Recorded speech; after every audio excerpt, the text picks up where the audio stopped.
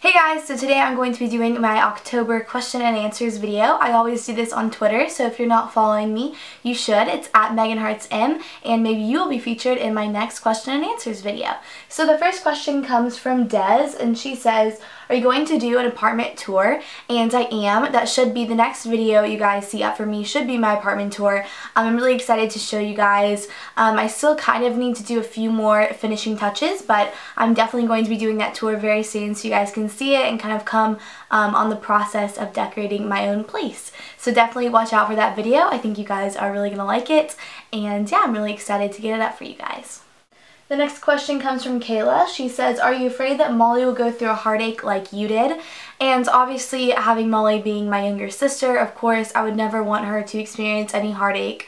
But I definitely think if she ever were to go through a bad breakup or to be cheated on or something like that, I definitely obviously would be there for her, and I feel like I would have a good amount of insight and kind of advice for her, because I know like your first true love and heartbreak is just incredibly painful, and like a lot of people don't understand unless they've gone through it. And so, you know, with being her sister, but also kind of you know, I definitely went through a rough breakup, so I think I would be able to comfort her in that way.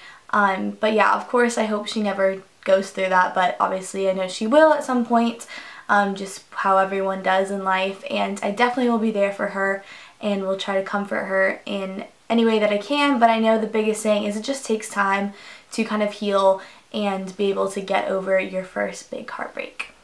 Sally says, what's your favorite fake tan? I need one that's easy to apply and nice and dark. I really love the Saint Tropez. I love their bronzing moves. It's really easy to apply. It comes with a mitt, and I think it looks the most natural because it has like a green undertone instead of like an orangey kind of reddish peachy undertone. And there's one in there's like a medium, and I think there's a very dark formula. I've only ever used like the medium, but I think the very dark I've heard is really great, especially if you already have a deeper skin tone to start with. It still gives you a really pretty nice glow, but it doesn't look over the top orange or anything. So definitely try out the Saint Tropez bronzing mousses. I know they're expensive, but they definitely are worth it just with the color and how they also fade. They really fade nicely, and they don't fade like in patches or like in flaky, like gross looking. So if you're looking for a nice fake tan that you want to invest in, I would definitely recommend the Saint Tropez.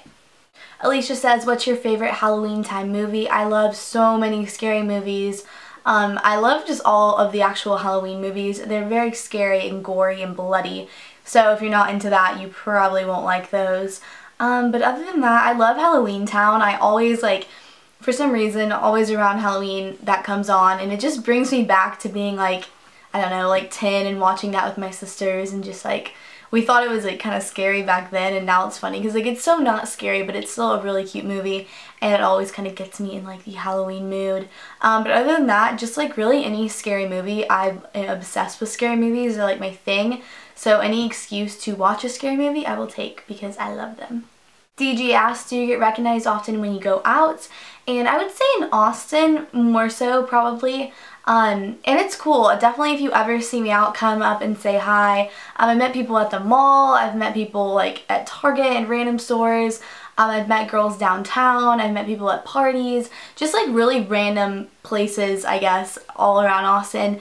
And the funniest thing is like when I'll become friends with someone, and then like a few days later they'll be like, just so you know, I used to watch your videos. I don't know, it's just funny how that works. But definitely if you ever see me, no matter where I am, come up and say hi because I would love to meet you. And I always like get messages of people being like, I saw you but I didn't want to say hi, and I don't know, I feel better if you come up and say hi. Otherwise, like I don't know, it makes me feel weird that like someone was watching but like didn't say anything. So if you ever see me, definitely don't be too afraid to come say hi because I would love to meet you.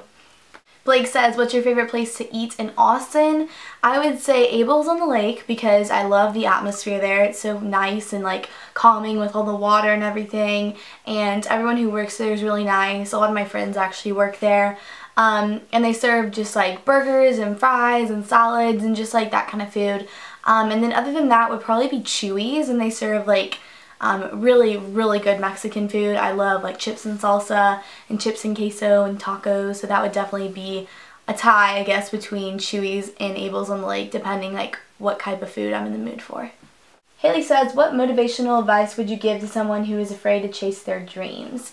And I would say, I don't know, it depends on why you're afraid. If you're afraid of failure or you're afraid of it not working out, definitely don't let that hold you back, because I found that the things that you are most you're most afraid to attempt are really the things that matter to you a lot, and that would really, I don't know, just impact you in a big way. And I think people doubt themselves a lot, and you really shouldn't. I know it sounds so cliche, like, you know, what you're told when you're a little kid, but really so many things are possible, and so many things can happen if you work really hard for them, and if you just happen to be in the right place at the right time, get lucky, you know, whatever it happens to be.